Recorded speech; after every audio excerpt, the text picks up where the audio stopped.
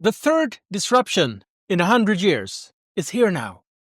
If you visit a tech conference like South by Southwest or the Swedish Tech Arena, you easily get the impression that disruption is something really, really cool. A startup challenges an establishment by rewriting the rules of the game. Disruption comes from the old becoming obsolete and quickly replaced by something new.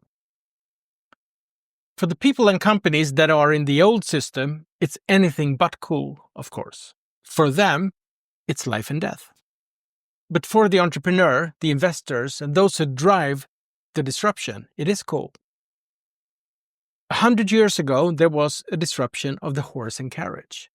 Trucks took over large parts of land-based transport and began a century of fantastic development, both in infrastructure, transport, logistics, and prosperity in general. A factory or warehouse could be located where the raw materials were, or where the customers were, not necessarily near either railway tracks or quaysides. 69 years ago, it was time again. Malcolm McLean introduced the first commercial intermodal container. This time, it was world trade that underwent disruption.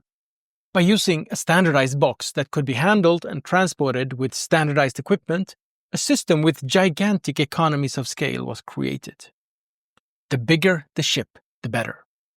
The same applied to ports, trains, cranes, and other components.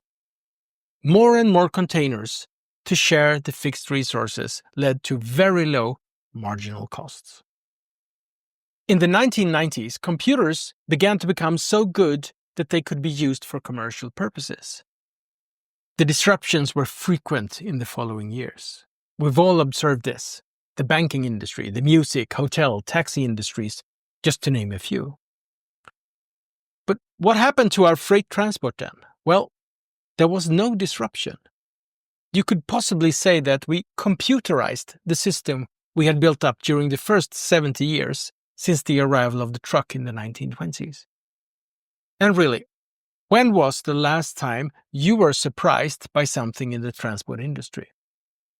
For a long time, we have been able to predict the industry's technological development years in advance with reasonable accuracy.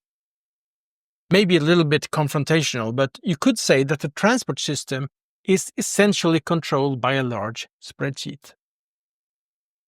For a century, we have systematically standardized and simplified all components and processes to such a large degree that the only thing we need today to plan a truck transport is information about how much, where is it going, and when does it need to be there. If you have many vehicles, you treat them all the same. You effectively scale up by copy-paste.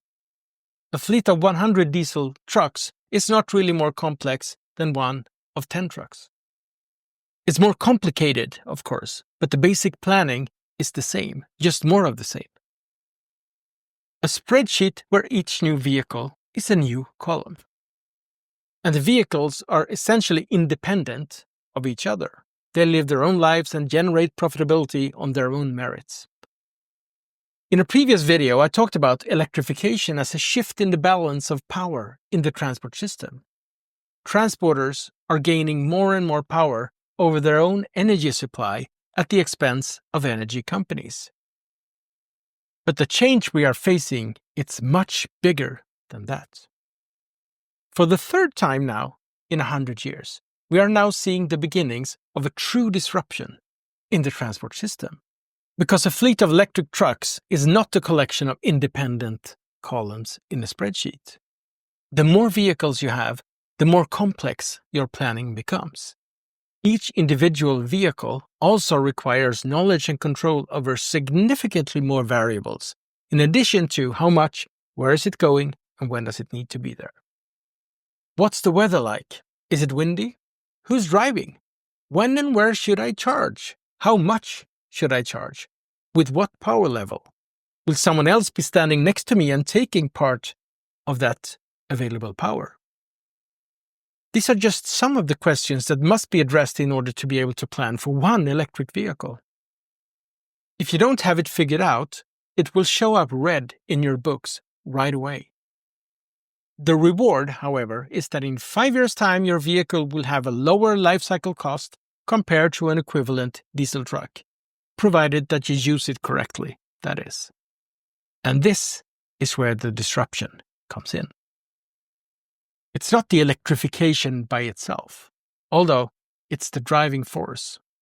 What we will see in the coming years is how certain players will manage to scale electrified fleets and thereby achieve a significantly higher profit margin and thereby higher profitability compared to their competitors.